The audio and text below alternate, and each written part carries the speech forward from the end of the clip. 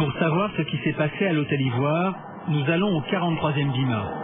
Le patron des opérations en Côte d'Ivoire, c'est le général Poncet. Il reconnaît que ces hommes ont tiré. À un moment donné, la pression est devenue tellement forte que les CRS ivoiriens ont commencé à se faire lyncher, que des tirs sont partis sur nos forces depuis les derniers étages de l'Hôtel Ivoire, de la grande tour que nous n'occupions pas, et depuis la foule. Dans ces conditions, nos unités ont été amenées à faire des tirs de sommation et à forcer le passage en évitant bien évidemment de faire des morts et des blessés parmi les manifestants. Mais je répète encore une fois, les premiers tirs n'ont pas été de notre fait. Ce n'est que plusieurs jours après cette interview que nous avons récupéré les images de la télévision ivoirienne. Elles contredisent les propos du général Poncet sur 2 points. Il y avait bien des soldats français dans la tour Ivoire et il y a bien eu des blessés et des morts parmi les civils. Nous revenons avec le général sur un autre épisode, l'attaque des ponts. Dans la nuit de samedi à dimanche, des milliers de gens marchent sur le DIMA. Comment vous réagissez à ce moment-là? Écoutez, je crois que l'objectif était très clair.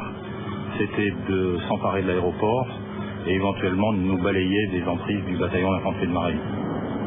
Donc comment vous avez réagi? Pourquoi vous envoyez les hélicoptères, par exemple? Justement pour dissuader et casser, si vous voulez, la manifestation en cloisonnant les manifestants et en gardant un grand nombre au-delà des ponts. Dans la presse que vous devez connaître sans doute, vous avez vu les images qui se font passer. On parle de boucheries françaises, qui montrent des choses terribles. Comment est-ce que vous pensez que la population peut refaire confiance à l'armée française alors qu'ils sont, depuis des jours et des jours, ils voient ces images-là dans la presse et disent que c'est vous qui avez provoqué ça? Écoutez, c'est à eux qu'il faut poser la question. Je suis persuadé, parce que j'ai énormément de contacts avec beaucoup d'Ivoiriens, que ces agissements sont le fait de minorités, que les foules que nous voyons sont pour la plupart des pillards ou des éléments manipulés et que si la situation revient au calme, vous le constaterez, la population accueillera à nouveau avec un sourire les soldats français. Des soldats tiennent à nous montrer des impacts de balles pour nous prouver qu'ils sont parfois en état de légitime défense. Ça nous est arrivé samedi soir. Sur un blindé et sur des casques. C'est 2 impacts directs de 762 soviétiques d'AK-47 à une 50aine de mètres. Donc ça s'est passé à l'aéroport samedi.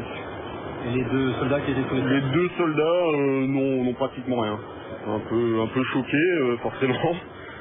Un peu choqués et surpris, mais bien contents au final du matériel. Cet après-midi.